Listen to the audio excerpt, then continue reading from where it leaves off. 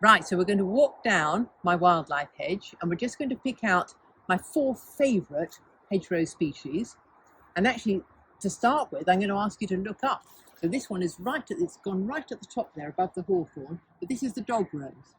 So we've had some lovely, lovely flowers earlier on in the summer. And now we have these rather pretty orange hips ready for the birds to feed on. And next to that, of course, is this wonderful hawthorn that has just been amazing.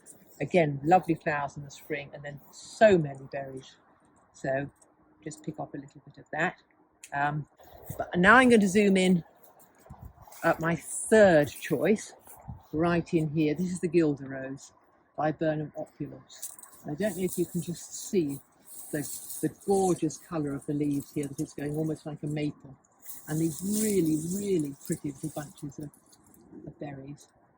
I'm just going to stick just a little bit of that so I don't deprive the birds to go in our little bouquet there. And my 4th one, well, this is one that struggled a little bit this summer.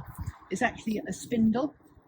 And if you can see at the top there, has got some nice berries coming. They'll go much deeper pink as the autumn progresses and then sort of split open and have their lovely little funny orange stamens dangling down.